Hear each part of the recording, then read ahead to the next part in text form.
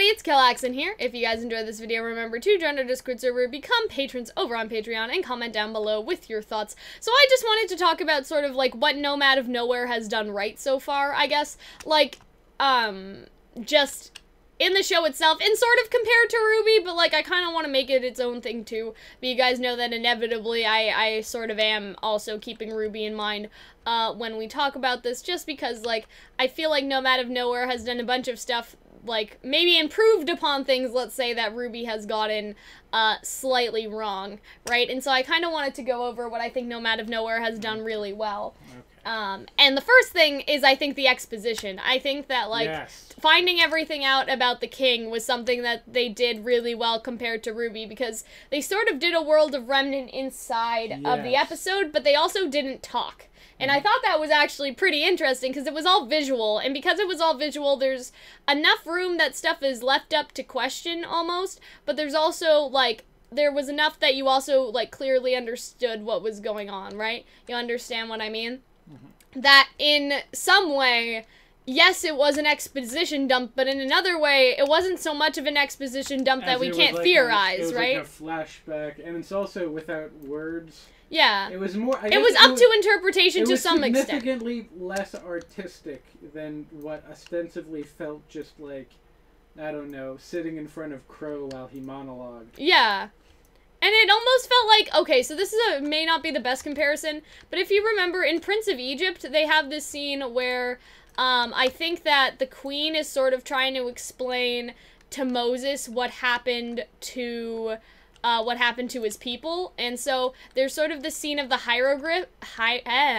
hieroglyphs, and they're playing on the back of a wall, if that makes sense. You know what I'm talking about, right, Hunter? So they're playing on the back of a wall, and there's no sound, there's just music during the scene, and the hieroglyphs are what are moving, and so it's sort of like you're seeing this, I mean, obviously it's a moving picture, but it's this very clever way to animate, because you can tell it's almost like Moses is reading the hieroglyphs, and as he's reading, we're understanding more of the story and more of what's going on. Because that is basically what's happening, is that, of course, at the beginning of the movie, if you guys have seen Prince of Egypt, we already know, like, what happened, but Moses doesn't. So Moses is seeing it through sort of the eyes of the hieroglyphs, and we're sort of seeing it through his eyes for the first time. And so there's not really any talking in that scene, and so it's not a big exposition dump. It's more like... it's real. I don't know if that's the best way to explain it, but like you can actually feel that he's reading the wall. And so like with the Nomad, I think that it's sort of the same thing, that you can actually feel like there is a flashback that's going on here. Or I guess not a flashback, but maybe the castle is retrieving some memories for the Nomad or something like that. You know what I mean? And so I just thought that that was interesting. I feel like this did backstory a lot better, because like RWBY did have Crow do a World of Remnant, right? And I thought that that was all right. But then the other World of Remnants are separate from the show, and like this isn't gonna be a video where we kind of like trash on RWBY, but it's weird to have the fan base so split up, you know what I mean? Because you have the fan base that just watches the show proper and doesn't watch World of Remnant. Then you have the fan base that watches World of Remnant and the show. But then you have the fan base that also watches the Reddit Q&As. And so what isn't covered in either of those places is covered in the Reddit Q&As, but the rest of the fans just don't know about it, right? And so it's like, it's one of those things where like... you shouldn't have to do extra reading. Yeah, exactly. It's all right there for you. And of course they're going to confirm stuff like on Reddit. That makes sense, right?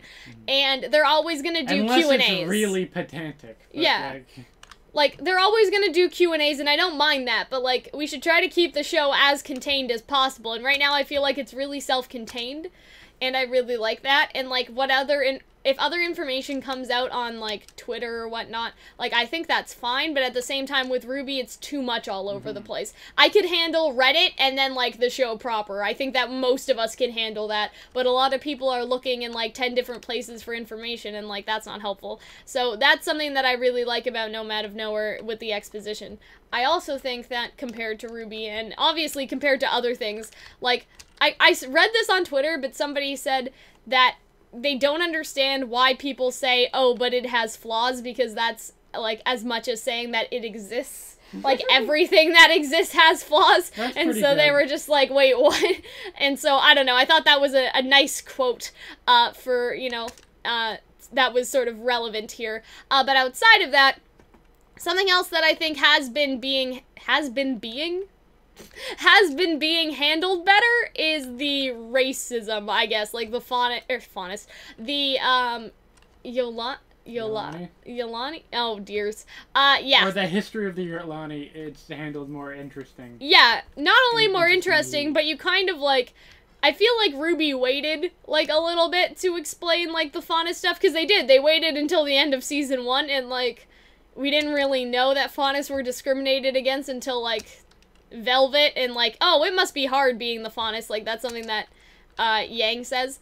But, like, other than that, like, in this show, they got straight to the point, right? They have Toph wanting to help her people, which implies that her people are somehow disparaged by, like, a recent historical event, so to speak, right? Mm-hmm. And so it's, I think that they really, like, looked at RWBY and looked at how RWBY handled the Faunus and was like, okay, like, this is We can a better... do this better. We can do this better, right? And that's part of growth, and that's why I think that, like, a lot of people get on RWBY for making mistakes, and I'm not saying that they shouldn't, but at the same time, those mistakes needed to happen for other things to get better, and for RWBY to get better, you know what I mean? Fair, It'd be nice if they didn't happen in the first place. You'd hope that you'd like, Right? get the kinks out in a different setting. Yeah. 'Cause you do feel like it was maybe amateur hour in those first two Yeah, seasons. to because, a like, certain you'd extent. hope, but if the mistakes have to happen, you know what I mean? Like, it's a good thing that they happened in a place where maybe, like, people are able to then look at it and look at, like, okay, guys, we've fucked up here, like,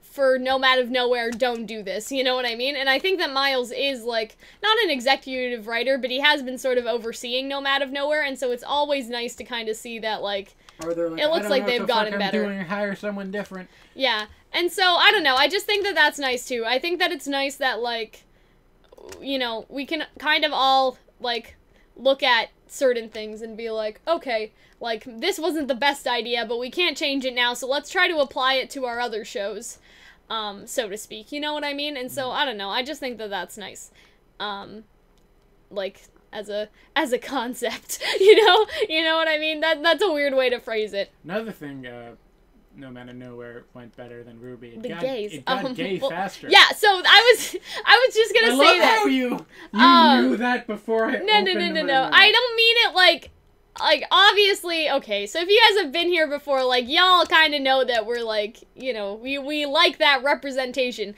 But here's the thing. The thing is that they've confirmed that Scout has feelings for Toph. Already. They did that on YouTube, so I guess this goes back to spread information. But Yeah. because they already confirmed it, that implies that it's gonna come up in the But show it was to me. already pretty obvious. Yeah, exactly, it's, right? It's just to the motherfuckers who are like, nah, they're just real good friends. Exactly. So I feel Just like gals being pals. they didn't to those necessarily need the clarification. Like, we all already know, but, like, if, you know, people are gonna be like, nah, they're just really good friends, like, you know, we can, nip that, so to speak, right? Which I think is always good, right? So there's that. But yeah, so that's just kind of a couple of the things I wanted to talk about. I'm not really sure if I have anything else right now. Like, we're in very early stages of the show, and so I don't want to get on, like, the show's ass, like, yet, you know what I mean? But at the same time, I feel like it's just good to sort of look at these things and kind of be like, this is something that RWBY kind of did questionably, but Nomad of Nowhere fixes it, like, for themselves in this way. You know what I mean? And I think that's, I don't know, I think that's a good pursuit, so to speak. You know what I mean, Hunter? It's just nice to kind of see how the show has sort of come into its own, you know what I mean? Especially now that we are on hiatus. But anyway, I hope that you guys enjoyed this video. If you did, remember that you guys should join our Discord server, become patrons over on Patreon, and hopefully we will be doing more Nomad of Nowhere videos in the future. But there's one more thing that I do want to add, sort of, before we head out here, because there's another thing that I think that the show has done really well, is it also got, I don't want to say darker faster, But, like, with RWBY, they kind of had to transition into, like, this isn't a kid's show anymore, but with Nomad of Nowhere, they established pretty quickly. Because one of the problems I have is people think, for whatever reason, Camp and Nomad of Nowhere are both kids shows. To which I'm like, y'all are fucking funny, I mean, you know? Nomad of Nowhere definitely more than... Yeah, but people still say that about Camp, and I'm like, guys, y'all gotta watch it, because, like, you're in for a surprise, like, you know what I mean? Maybe from a distance it looks Yeah, like. I mean, just the animation, it may look a little kiddie, right? But, like, I feel like that's something else that they've, sort of been dealing with pretty well, is that they established pretty quickly, hey, this isn't, like, not that RWBY, like, RWBY, it made sense, right? Because it was supposed to be, sort of lighthearted at first and get darker, but, like, the problem with Camp was that people are, like, still think it's a kid's show, like, to this day sort of thing, and I'm like, guys, like, y'all have no idea, and so I like that it got darker very fast, so now, like, the people that watch the show can go back and tell their friends, like, no, like, this isn't what it looks like, you know what I mean? Like, y'all gotta, like, have some faith, so to speak, you know what I mean, Hunter? Like, you know, so they can go back and tell their friends to check it out again. That's sort of the last thing that I wanted, to just mention quickly. But yeah, we will see you guys later. Bye, guys.